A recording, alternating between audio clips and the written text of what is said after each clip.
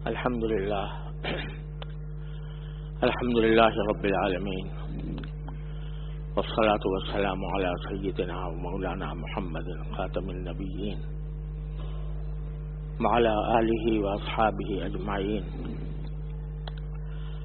وعلى كل من تبعهم بإحسان إلى يوم الدين. أما بعد، پچھلے جمعہ کو میں نے سورہ تکاثر کی کچھ تشریح آپ حضرات کی خدمت میں پیش کی تھی، جس کا خلاصہ یہ تھا کہ اللہ تبارک و تعالی ہماری آپ کی یہ شکایت اس صورت میں بیان فرما رہے ہیں کہ تم دن رات ایک دوسرے سے دولت میں، راحت میں آگے بڑھنے کی فکر میں لگے ہوئے ہو، اور اس فکر نے تمہیں اپنی حقیقی منزل سے غافل کر دیا ہے، اس کو تم بھلا بیٹھے ہو کہ ہماری آخری منزل کیا ہے اور ہمیں کہاں جانا ہے، کہاں مستقل طور پر رہنا ہے، اور وہاں پر ہمیں اپنے اعمال کا کس طرح حساب دینا ہے۔ یہ ساری باتیں تمہاری دنیاوی جد و جہد کے انہماک میں تمہاری آنکھوں سے اوجھل ہوتی رہتی ہیں، جس کا نتیجہ یہ ہے کہ تم صبح سے شام تک اپنی دنیا ٹھیک کرنے کے لیے تو لگے رہتے ہو، لیکن جو آخرت کی ابدی زندگی ہے، جو کبھی ختم ہونے والی نہیں ہے، اس کے لیے تیاری کرنے کا خیال تمہیں یہ آتا ہے تو بہت کم آتا ہے، تو غافل کر رکھا ہے تم، یہاں تک کہ اسی فکر میں دنیا کے زیادہ سے زیادہ حصول میں آگے بڑھتے ہوئے تم ایک دن قبرستان تک پہنچ جاتے ہو، جبکہ عمل کا وقت گزر چکا ہوتا ہے۔ تو تمہیں ہرگز ایسا نہیں کرنا چاہیے۔ کلا الہاکم التکاثر حتی زرتم المقابر کلا سوف تعلمون ثم کلا سوف تعلمون۔ خوب اچھی طرح خود جان لو گے ان قریب، جب موت آئے گی، قبر میں پہنچو گے اور آخرت کا عالم شروع ہوگا، تو خوب اچھی طرح جان جاؤ گے کہ ہم نے کس کام میں اپنی زندگی کمائی تھی۔ 2 مرتبہ تاکید سے فرمایا ثم کلا ستعلمون، پھر آگے فرمایا کہ لترون الجحیم۔ یہ پکی بات ہے کہ ایک دن تم جہنم دیکھو گے اپنی آنکھوں سے۔ یہاں تو صرف جہنم کا تذکرہ ہو رہا ہے، جہنم کے عذاب کا ذکر ہو رہا ہے، تم کبھی اس کی طرف دھیان نہیں کرتے، لیکن وہاں تم اپنی آنکھوں سے جہنم دیکھ لو گے۔ اور یہ بات کہ جہنم آنکھوں سے دیکھو گے، یہ صرف بدعمال لوگوں کے لیے نہیں ہے، بلکہ جو نیک لوگ ہیں، جو اللہ کے اچھے بندے ہیں، وہ بھی دیکھیں گے۔ قرآن کریم نے اس حقیقت کو واضح فرمایا کہ ام منکم الا واردھا کان علی ربک حتما مقضیا۔ تم میں سے کوئی ایسا نہیں ہے جو جہنم کے اوپر سے نہ گزرے، چاہے متقی ہو، چاہے عالم ہو، چاہے اللہ کا ولی ہو، کچھ بھی ہو، جہنم سے گزرنا ضرور ہوگا۔ پل صراط جو ہے وہ جہنم پر بنا ہوا ہے، لہذا جب پل صراط سے گزرے گا انسان تو چاہے کتنا ہی متقی ہو، کچھ بھی ہو، وہ جہنم کو اپنی آنکھوں سے دیکھے گا. لَتَرَوُنَّ الْجَحِيمَ. پھر آخر میں فرمایا وَلَتُسْأَلُنَّ يَوْمَئِذٍ عَنِ النَّعِيمِ. اور اس دن جب اللہ جل جلالہ کے حضور تم حاضر ہوگے تو تم سے نعمتوں کے بارے میں سوال کیا جائے گا. یعنی دنیا میں ہم نے جو تمہیں نعمتیں دی تھیں، وہ آنکھ کی نعمت ہو، وہ کان کی نعمت ہو، وہ زبان کی نعمت ہو، وہ صحت کی نعمت ہو، وہ رزق کی نعمت ہو، وہ کمائی کی نعمت ہو، جتنی نعمتیں تمہیں دنیا میں ہم نے دی تھیں ان سب کے بارے میں تم سے سوال ہوگا کہ ان نعمتوں کا تم نے کیا حق ادا کیا. حدیث میں ایک واقعہ آتا ہے کہ ایک مرتبہ رسول کریم سرور دو عالم صلی اللہ علیہ وسلم گھر میں کچھ کھانے کو نہیں تھا اور آپ بھوک کی حالت میں تھے اور گھر میں کچھ تھا نہیں کھانے کے لیے. تو آپ اپنے گھر سے باہر نکلے اور اس تلاش میں کہ کوئی کھانے پینے کی چیز کہیں سے حاصل کی جائے تو خیال آیا کہ ہمارے ایک انصاری بھائی ہیں، ان کا ایک باغ ہے اور اگر میں ان کے باغ میں چلا جاؤں تو وہ بڑی خوشی محسوس کریں گے. تو آپ ان کے باغ میں تشریف لے گئے. گرمی کا زمانہ تھا اور کھجوروں کا ان کا باغ تھا. تو رسول کریم صلی اللہ علیہ وسلم ان کے باغ میں تشریف لے گئے. وہ صحابی آپ کو دیکھ کر خوشی سے پھولے نہ سمائے کہ رسول کریم صلی اللہ علیہ وسلم میرے باغ میں تشریف لائے ہیں. گرمی کا زمانہ تھا تو آپ کو ایک درخت کے سائے میں آپ کو بٹھایا اور آپ کے لیے کچھ کھجوریں اور پانی لے کر حاضر ہوئے تاکہ آپ کی کچھ خاطر کی جا سکے. تو اس باغ میں کھجوریں ہی تھیں، کھجوریں لے آئے اور پانی لے آئے.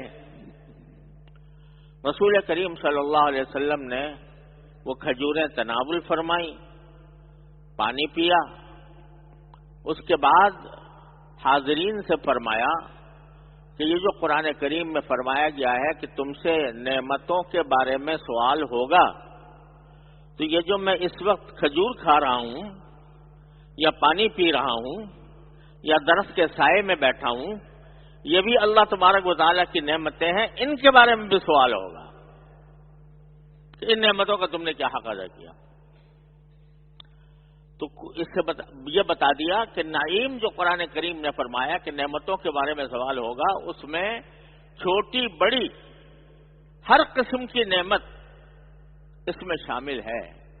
انسان اپنی زندگی میں بالغ ہونے کے وقت سے لے کر اور مرتے دم تک جتنی نعمتوں سے فائدہ اٹھاتا ہے ان سب کے بارے میں سوال ہوگا کہ تم نے ان نعمتوں کا کیا حق ادا کیا. اب ان نعمتوں کا پہلا حق تو یہ ہے کہ آدمی جب بھی کوئی نعمت حاصل ہو، جب بھی کوئی خوشی کی بات آئے، جب بھی کسی چیز سے آدمی کو آرام ملے، اس پر اللہ تبارک و تعالیٰ کا شکر ادا کرے کہ اللہ آپ کا شکر ہے کہ آپ نے مجھے یہ نعمت عطا فرمائی. اور پھر اس نعمت کو غلط کاموں میں استعمال کرنے سے اپنے آپ کو بچائے. اللہ نے آنکھ دی ہے، کتنی بڑی نعمت ہے. اس شخص سے پوچھو جس کی بینائی اچانک چلی جائے کہ وہ کروڑوں روپیہ خرچ کر کے بھی وہ چاہے گا کہ کسی طرح میرے پاس بینائی واپس آ جائے. اللہ تعالی نے مفت دے رکھی ہے. تو اس کا ایک تو حق یہ ہے کہ ہم اس کا شکر ادا کریں کہ اللہ آپ نے ہمیں دیکھنے والی آنکھ عطا فرمائی، اور دوسرے یہ ہے کہ اس آنکھ کو اللہ تبارک و تعالیٰ کی ناراضی میں استعمال نہ کریں، کسی ایسی جگہ استعمال نہ کریں جس سے اللہ تبارک و تعالیٰ ناراض ہو۔ غیر محرم پر لذت حاصل کرنے کے لیے نگاہ ڈالنا یہ اس آنکھ کا زبردست گناہ ہے، اس سے اپنے آپ کو بچائے۔ یہ ہے شکر، اور اس کے بارے میں سوال ہوگا کہ تم نے کتنا شکر ادا کیا اور اس نعمت کو تم نے کس طرح استعمال کیا۔ ایک حدیث میں رسول کریم صلی اللہ علیہ وسلم نے اس کی کچھ تھوڑی سی تفصیل بیان فرمائی ہے۔ متعدد صحابہ کرام سے یہ حدیث مروی ہے، حضرت عبداللہ بن مسعود سے بھی، حضرت معاذ بن جبل سے بھی رضی اللہ تعالیٰ عنہم اجمعین۔ عجیب بات ہے، عجیب ارشاد ہے جو اللہ تعالیٰ ہمیں اس کو سمجھنے کی اور اس کے اوپر عمل کرنے کی توفیق عطا فرمائے تو ہماری زندگی سنور جائے۔ یہ فرمایا کہ لا یزول قدم ابن آدم یوم القیامت الا ان یسأل عن اربع۔ قیامت کے لوگ جب سب جمع ہوں گے میدان حشر میں تو کسی بندے کے قدم آگے نہیں بڑھیں گے، یعنی آگے سے مراد یہ کہ یا تو جہنم ہے آگے یا جنت ہے، جہنم سے گزر کر ہی جنت پہ جانا ہے۔ اب سوال یہ ہے کہ جب آدمی حشر کے میدان میں کھڑا ہے اور اس کو یا تو جہنم میں جانا ہے یا جنت میں جانا ہے، اس وقت فرمایا کہ آدمی کے قدم نہیں بڑھیں گے جب تک کہ اس سے 4 چیزوں کا سوال نہ کیا جائے۔ 4 باتیں پوچھی جائیں گی، ان باتوں میں اگر کامیاب ہو گیا تو آگے بڑھ کر جہنم سے گزر کر سیدھا جنت میں پہنچے گا انشاءاللہ، اور جہنم کی کوئی تکلیف اس کو راستے میں بھی نہیں لگے گی، اور خدا نہ کرے اگر ناکام ہوا تو پھر جنت دور ہے، راستے میں جہنم سے سابقہ کرنا پڑے گا۔ تو یہ 4 چیزیں ہیں جو پوچھی جائیں گی۔ یہ ہماری ساری زندگی جو ہے نا ایک امتحان ہے، اور اس امتحان کا جو اصل موقع آئے گا اس کا پرچہ اللہ تعالیٰ نے پہلے سے آؤٹ کر دیا کہ یہ سوال ہوں گے تم سے، لہذا ان کی تیاری کر لو۔ آج اگر کسی طالب علم کو پتہ لگ جائے کہ مجھ سے امتحان کے اندر یہ 4 سوال ہونے ہیں تو اس کے تو بارے کے نیارے ہو گئے، اور وہ کیا کرے گا کہ انہی 4 سوالوں پر محنت کرے گا اور اس کو حل کرنے کی کوشش کرے گا اور تیاری کرے گا کہ میں تو اب بادشاہ ہوں، جب 4 سوال جو مجھے پہلے سے بتا دیے گئے ان کی اتنی زبردست تیاری کر کے جاؤں گا کہ ممتاز سے بھی ممتاز آ جاؤں۔ اللہ تعالیٰ نے ہمارے لیے پرچہ آؤٹ کر دیا کہ 4 سوال ہوں گے، ان کی تیاری کرو۔ کیا سوال ہوں گے؟ حتی یسأل عن اربع، 4 چیزوں سے، عن اربع خصائل، 4 باتوں سے سوال ہے۔ کیا؟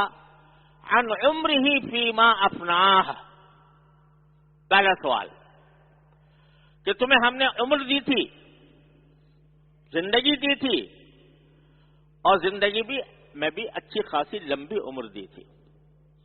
عن عمرہ فیما افناہ، یہ بتاؤ کہ وہ جو تمہیں ہم نے لمبی عمر دی تھی اس کو تم نے کس چیز میں ختم کیا، یعنی پوری زندگی کا حساب، کہ جو ساری زندگی تمہیں ہم نے عطا فرمائی تھی، عمر دی تھی، کتنی بھی دی ہو، 50 سال دی ہو، 40 دی ہو، 30 دی ہو، 60 دی ہو، 70 دی ہو، 80 دی ہو، جتنی بھی عمر ہم نے دی تھی وہ تم نے کس کام میں خرچ کی، یہ سوال ہے۔ یعنی وہاں حساب دینا پڑے گا کہ جی میں نے آیا یہ عمر جو ہے وہ آپ کے مرضی کے مطابق خرچ کی تھی، حلال کاموں میں خرچ کی تھی، یا آپ کی مرضی کے خلاف گناہوں میں گزاری تھی؟ اور اس عمر کے اندر پورے انسان کے جتنے قوا ہیں نا، وہ سارے کے سارے داخل ہیں۔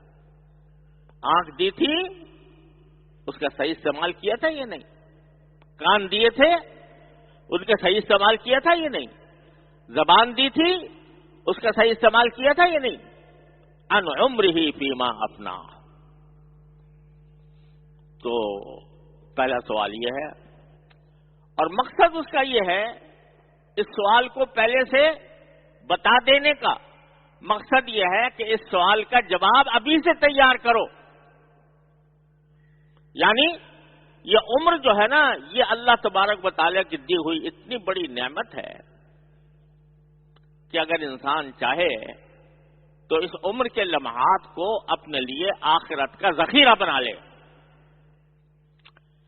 ایک ایک عمل، ایک ایک لمحہ جو انسان کی زندگی کا گزر رہا ہے، اس لمحے میں ہر لمحے کو وہ جنت کا دروازہ بنا سکتا ہے۔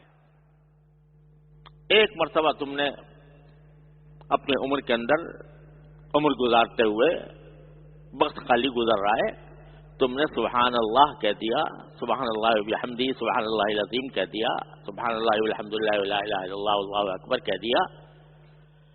صرف ایک لمحے کے اندر تم نے اپنے لیے ثواب اور اجر کے ڈھیر جمع کر لیا۔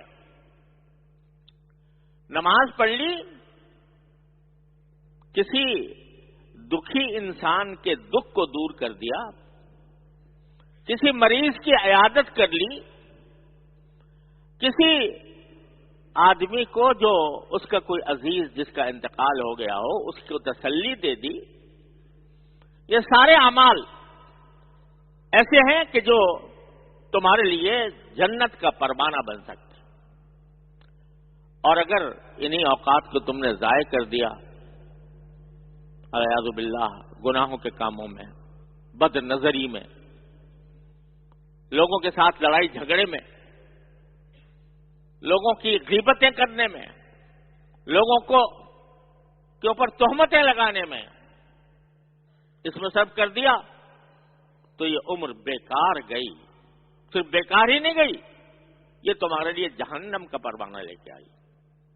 تو عن عمرہ فیما افناہ، اس کا کیا مطلب ہوا کہ ہر وقت ہر انسان کو یہ چاہیے کہ جو لمحات زندگی میرے گزر رہے ہیں وہ اللہ تبارک و تعالیٰ کی مرضی کے خلاف نہ ہو۔ یہ تیاری ہے عن عمرہ فیما افناہ۔ پھر اس میں خاص طور پر آگے دوسرا سوال یہ ہے کہ عن شبابہ فیما ابلاہ، تمہیں ہم نے جوانی دی تھی، اس جوانی کو تم نے کس طرح پرانا کیا، یعنی اس جوانی کو کس طرح بڑھاپے تک پہنچا دیا، یعنی جوانی کا زمانہ تم نے کس طرح گزارا۔ جب بڑے ہو جاتا ہے نا آدمی، عمر بڑی ہو جاتی ہے، خیال ہوتا ہے کہ اب میری موت کا وقت قریب آنے والا ہے، تو اس وقت تو بڑے سے بڑا گناہگار بھی وہ اللہ تعالیٰ کی طرف کچھ رجوع کرنے لگتا ہے، کچھ اس کو خیال آ جاتا ہے کہ میں دنیا سے جا رہا ہوں، اب مجھے آخرت کی فکر کرنی چاہیے، اللہ کے ذکر میں، اللہ کی طاعت میں کچھ وقت گزارنا چاہیے، خیال آ ہی جاتا ہے۔ لیکن اصل بات یہ ہے کہ جوانی میں جبکہ سارے قوا مضبوط ہیں، بڑے سے بڑی مہم سیر کرنے کا جذبہ موجود ہے، اس وقت میں اس جوانی کو تم نے کہاں خرچ کیا؟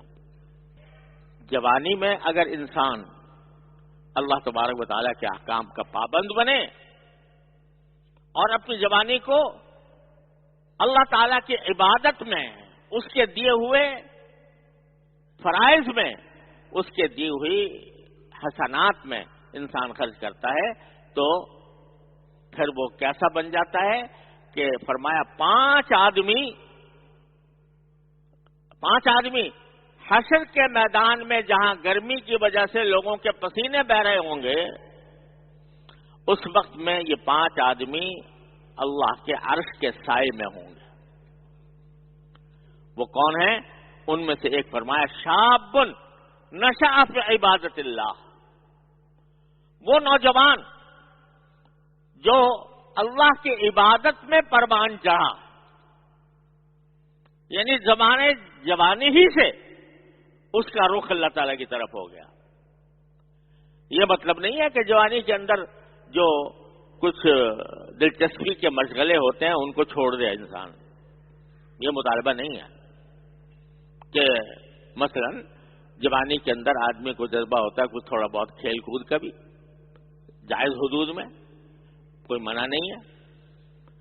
اسی طرح جوانی کے اندر انسان کو جو ہے وہ بڑے سے بڑی مہم سر کرنے کا ایک جذبہ ہوتا ہے، تو اس پر بھی کوئی گمانات نہیں ہے۔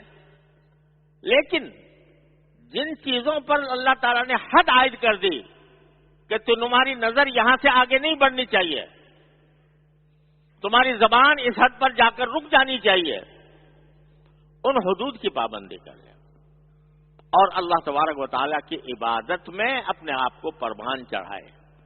شروع ہی سے مثلا نماز باجماعت کا پابند ہو، شروع ہی سے اس کو یہ شوق ہو کہ میں پہلی صف میں جا کر بیٹھوں، شروع ہی سے اس کو یہ شوق ہو کہ میری تکبیر اولیٰ فوت نہ ہو، اور اپنے معمولات میں، اپنی زندگی کے معمولات میں اللہ کے ذکر کو داخل کرے، قرآن کریم کی تلاوت کو اپنا روزانہ کا معمول بنائے، تھوڑا ہو یا زیادہ، کوئی دن قرآن کریم کی تلاوت سے خالی نہ رہے۔ اس بات کا جذبہ ہو کہ میں اپنی ذات سے دوسروں کو فائدہ پہنچاؤں، کوئی دکھی ہے تو اس کا دکھ دور کروں، اور خدمت خلق کے اندر اپنی قوت کو استعمال کروں، مخلوق کی خدمت میں استعمال کروں۔ یہ ہے وہ شخص کہ شاب نشأ فی عبادت اللہ، جو یہ جوان ہے جو اللہ کی عبادت میں پروان چڑھا، تو اللہ تبارک و تعالیٰ اس کو اس دن جبکہ لوگوں کے پسینوں میں لوگ ڈوبے ہوئے ہوں گے، سورج انتہائی قریب ہوگا، اس وقت میں اللہ جل جلالہ ایسے نوجوان کو اپنے عرش کے سائے میں رکھیں۔ اور عرش کے سائے ایسا نہیں ہے کہ کسی درخت کے سائے میں بیٹھ گئے، عرش تو ایک ایسی چیز ہے کہ جس کا ہم تصور نہیں کر سکتے، وہاں کسی گرمی کی آنچ بھی نہیں آ سکتی، اس عرش کے سائے میں رکھیں گے ہم اس نوجوان کو۔ تو عن شبابہ فیما ابلاہ، دوسرا سوال جو کیا جائے گا وہ یہ کہ تمہیں جوانی دی تھی، اس جوانی کو تم نے کس طرح پرانا کیا، یعنی کس طرح اس کو خرچ کیا، یہاں تک کہ بڑھاپے میں پہنچ گیا۔ بڑھاپے میں پہنچ کر تو بڑے سے بڑا گناہگار بھی آ کے مسجد میں بیٹھ جاتا ہے، ریٹائر ہونے کے بعد جب دنیا سے چلا گیا، ہر قسم کے کام ختم ہو گئے، تو انہوں نے کہا بس چلو بھائی اب اور تو کوئی کام ہے نہیں، بیٹے بھی نہیں کچھ پوچھتے، پوتے بھی نہیں پوچھتے، اب اللہ ہی کا حوالہ کرو اور مسجد میں جا کے بیٹھ جاؤ، وہاں نفلیں بھی پڑھو، وہاں ذکر بھی کرو، تسبیح بھی کرو۔ تو مولانا فرماتے ہیں کہ وقت پیری گر کے ظالم می شبد پرہیزگار، در جوانی توبہ کردن شیبہ پیغمبری۔ کہہ رہے بھائی بڑھاپے میں تو جو ظالم بھیڑیا ہوتا ہے وہ بھی پرہیزگار بن جاتا ہے، نہ منہ میں دانت نہ پیٹ میں آنت، تو کیا کسی کو پھاڑ کے کھائے گا؟ لہذا ظالم بھیڑیا بھی بڑھاپے میں پرہیزگار بن جاتا ہے، لیکن در جوانی توبہ کردن شیوہ پیغمبری، جوانی کی حالت میں توبہ کرنا اور اللہ تبارک و تعالیٰ کی معصیتوں سے بچنا، یہ ہے پیغمبروں کا شیوا۔ اس لیے فرما رہے ہیں کہ ارے جوانوں، اس جوانی کو معمولی چیز نہ سمجھو، تمہیں اللہ تبارک و تعالیٰ نے قوت دی ہے، تمہیں توانائی دی ہے، تم اگر چاہو تو جتنی چاہو عبادت کر سکتے ہو، بڑھاپے میں پہنچو گے تو تمہیں نماز پڑھنے کے لیے بھی کرسی چاہیے ہوگی، اور اگر تم حج کو، یہ لوگ انتظار کرتے رہتے ہیں جی حج جو ہے وہ ہم جا کے بڑھاپے میں کریں گے. ارے بھائی یہ عبادت جو ہے حج کی عبادت یہ قوت چاہتی ہے، طاقت چاہتی ہے. تو اگر جوانی میں کر لو گے بڑے جذبے اور امنگ سے کر لو گے اور اطمینان سے کر لو گے. بڑھاپے میں کوئی دوسرا تمہیں ویل چیئر پہ لے جا رہا ہوگا اور تمہارا دل چاہ رہا ہے کہ میں طواف کروں، پاؤں جواب دے جائیں گے. تمہارا دل چاہ رہا ہے کہ میں صحیح کروں، تمہارے بس میں نہیں ہوگی. تو آج جوانی کو غنیمت سمجھ لو. تو دوسرا سوال یہ ہے کہ تم نے جوانی کس چیز میں گنوائی، یہ سوال ہے. آگے دو اور ہے مگر وقت ختم ہو گیا ہے. انشاءاللہ اللہ تعالی نے زندگی عطا فرمائی اور اللہ تعالی ہمارے بھائی صاحب حضرت صدر دارالعلوم کراچی حضرت مولانا مفتی محمد رفیع عثمانی صاحب دامت برکاتہم جو علیل ہے، الحمدللہ کل سے کچھ طبیعت میں کسی قدر بہتری آنی شروع ہوئی. آپ حضرات کی دعاؤں سے مزید دعاؤں کی درخواست ہے اللہ تبارک و تعالی ان کو مزید صحت و قوت کاملہ عطا فرمائے اور وہ دوبارہ یہاں پر تشریف فرما ہوں اور آپ سے مخاطب ہوں. بآخر دعوانا الحمدللہ رب العالمین.